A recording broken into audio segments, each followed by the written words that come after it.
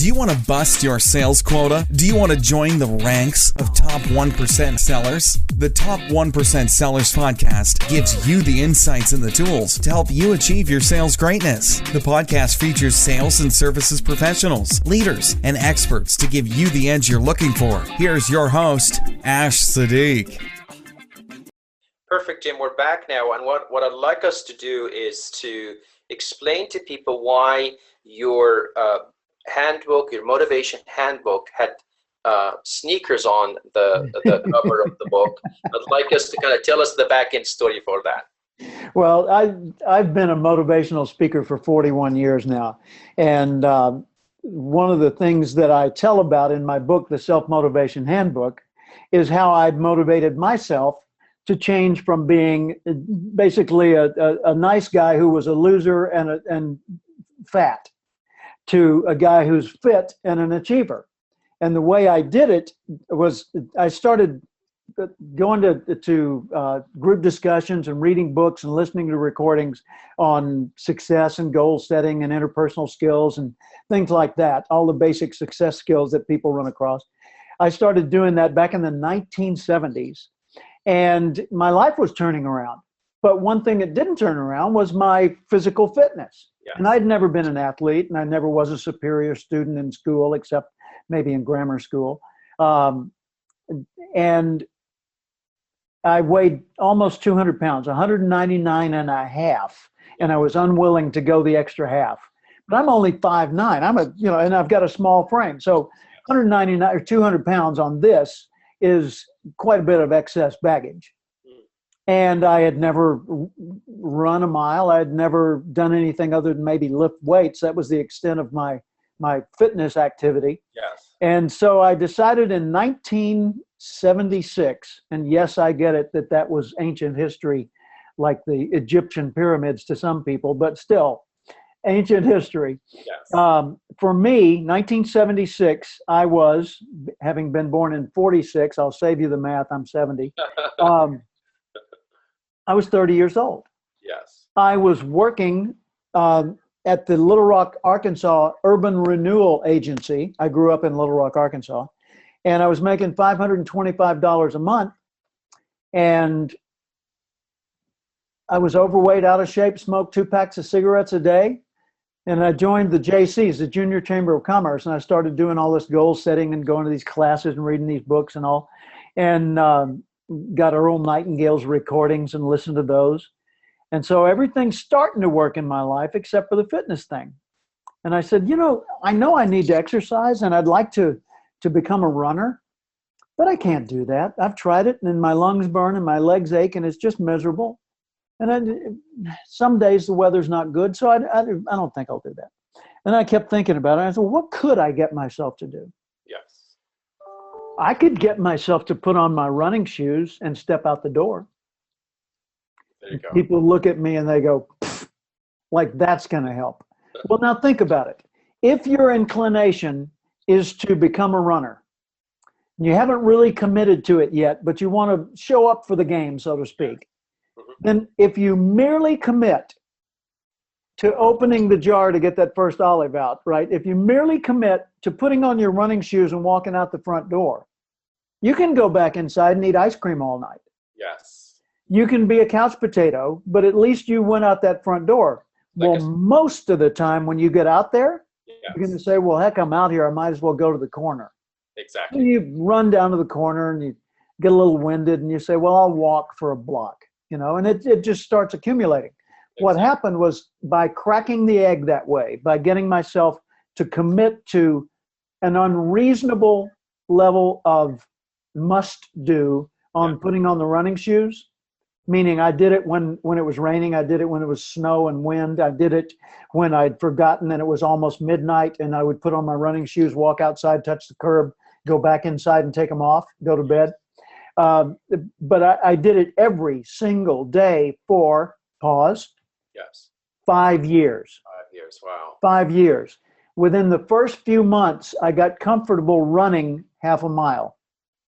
Yes. And as I stayed after it, showing up each day, doing my little must put on the running shoes and walk outside before this day is gone.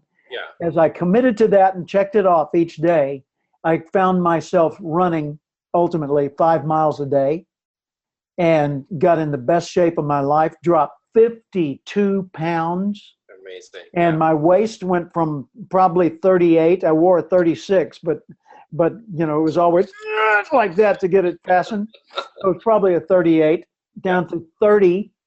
And that was at age 30. It's now 40 years later, and I still have a 30-inch waist. That is phenomenal. That is phenomenal. A fantastic entree, because I wanted us to focus this portion on motivation, and I wanted people to hear this story because you're really talking about a very small win that has amazing impact for the long term, right? Absolutely. You know, so I think I'd love for us to then, you know, you definitely have a lot of motivation principles in the book. I think there's, you know, a big number of them, and I'd like you maybe pick the ones you think are the big nuggets. You think you talk about 68 ways. Yeah. Maybe pick your top 5 and share them with the audience. You bet. I've got 68 in the book, the Self-Motivation Handbook, and you can go to selfmotivationhandbook.com or cathcart.com to see the details on it. Yes. In it, I've got 336 ways to motivate yourself, 68 in the first part, and then 200 and change after that. Yes. And each one's about 1 minute long, if that, to read it, right? And they're simple things, like make it easy. For example, I kept my running shoes near my front door. Yes. We think, you got to put running shoes by your front. Yeah. Yes, I am, because it was not about making my living room look perfect. Exactly. It was about getting me fit so I could live there for a long time. There you go. Yeah, exactly. So I didn't put them out in the way. I put them behind a chair, but they were there. So that every day when I thought about it, I thought, well, okay, I'll just do it right now. And I'd put them on, and sometimes I wouldn't be dressed for exercise. I'd just put on the shoes, walk outside, walk back inside, check. Yes. And then if I got relaxed a little later, I'd do something else. Well, motivation is about making it easy for yourself to take the first step. For example, get used to keeping the numbers you want to call handy on your desktop, on your, you know, in your easily accessed files or wherever, you know, so you can just click onto a list and click dial. And now, oh my God, I'm making a sales call. What am I going to do? You know, so you do the next step.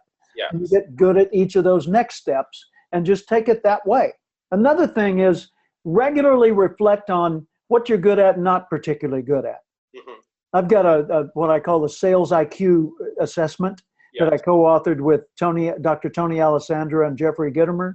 Yes. And it's an online assessment, and it walks people through each of those 8 aspects of selling, you know, preparation, targeting, connecting, etc., and asks some questions that drills down and has them assess which of those areas are they currently good at and which ones do they need to get better at. Yes. And if there's something you're not particularly good at and never have been, find resources or other people to help you with it, or software or something, right? Yeah. So don't try to become great at what you're not great at necessarily, but find a way to be better, you know? Another is have reminders around yourself. You know, fill your environment with encouragement. And if it's not people who encourage you, then make it things that encourage you. Reminders of past successes or you know, motivational slogans or some kind of a tool. And when you get in your car, always make that learning time. So listen to the recording from Success Magazine, or listen to somebody's podcast, or, you know, have the top 1% sellers factory content there where you can load it in and it's playing while you're driving along on your way to a sales contact, or just while you're driving along. Exactly. Yeah. Exactly. I did that for many, many years. My family didn't particularly enjoy it as much as I did, but they knew, my wife and son, they knew that I needed to change my own thinking. I needed to reframe my belief system and my understanding of the world. And so they tolerated a few years of me listening to motivational materials every time I got in the car. Yes. And it wasn't always direct motivation. Sometimes it was just some business leader speaking or something like that. Yeah. But it was always a learning experience while I was driving along. And the net effect was it transformed me, or allowed me to transform me. Exactly. Absolutely. Absolutely. And when you then look at motivation, especially for sales managers who are working for big enterprises, a lot of the time they're actually managing a sales team, Yeah. and they need to make sure that they are managing them and motivating them. What advice do you give them to then be conscious of what's happening, and if motivation starts to go down, how they can basically kind of keep it at a level that will help them essentially get the commitment from the client, not close the sale, as you said. There you go. Yeah, confirm the sale. Yes. That's the thing. You literally are not closing anything. You're confirming it. Yes. I'm going to confirm that you're buying. You're going to confirm that I'm going to provide this to you for this price. So it doesn't close anything, but people will still use the term, so fine. But just get it that it's about confirming. Exactly. I've managed a number of sales teams over the years, and there was one in particular where I think I learned more than I did anywhere else, and that was the Tulsa Oklahoma agency of Mass Mutual Life Insurance. Yes. I was with them for 6 years. Had 19 salespeople, and though we had some turnover, it stayed about 19 during those 6 years. And we went from an agency that the company was thinking about shutting down to being the agency that won the President's Trophy twice in a 5-year period. Wow. Out of 125 agencies. And the other agencies started flying into Tulsa to study what we were doing, to see, what's this wonderful new thing you're doing. Yes. And when I was managing the salespeople, and this is to all of those who are watching or listening to us who are sales leaders, yes. And they have a team. Remember, you cannot motivate a team. You can only motivate the individuals that comprise the team. Mm-hmm. And each person is motivated separately. So it might be that all that motivation happens at the same time because they're all in one room or one experience, but it's happening separately for each individual. So you don't motivate Ash the way you motivate Jim. Yes. What Ash thinks is motivating might be a pep talk and a let's go get 'em Tiger kind of a message, yeah. Whereas Jim thinks it's seeing the path to the goal more clearly and having more faith in his ability to fulfill the steps. Whereas another person might feel that a little personal reassurance with an arm around the shoulder would be the most motivating thing. And another person sees some big reward with a celebration at the end as the most motivating thing. So here's how to think about motivation. Yes. Motive plus action. Mm-hmm. A motive without action is just a dream or a fantasy. Yes. Action without a motive is just random behavior. So how do you motivate someone? Find out what their motive. You don't bring motives to people. You find motives in people. Yes. That's big. You don't bring motives to people. You find motives in them. Yeah. And then you stimulate action on those motives, and then they're motivated. So that's the way that whole thing works. Absolutely. Absolutely. That's a very interesting point you just made. You can't really motivate them. You find out what intrinsically they need to do, maybe accomplish their own lives, and then be able to talk to that and help direct that forward. Yeah. Fantastic, Jim. By the way, there's a resource on Cathcart.com. Yes. If you scroll down the page, and by the way, I sent you the link so you can post it on Top Sellers. But it's a sketch video, a 3-minute sketch video, where the hand is drawing and they're narrating. Yes. And it's on my book, the Self-Motivation Handbook, and it makes these very points, yes. Motive plus action, etc. So it's a fun little cartoon thing to watch for 3 minutes. Wonderful. We'll definitely share a lot of the links you sent me with the audience, and also on LinkedIn as well, to make sure as many people out there as possible get access to the amazing content you have. Thank you. Which I was impressed when I look at other speakers. They don't have the wherewithal sometimes to get all of that rich content out, but you've done an amazing job getting a lot of that out. Thank you for tuning in to the Top 1% Sellers podcast. Give us your suggestions and guest recommendations by emailing us at ash@connectwithash.com. Thank you also for sharing this podcast with your colleagues and social media contacts. To connect with us on LinkedIn, please send a connect request to ash@connectwithash.com. See you at our next episode. Thanks for tuning in.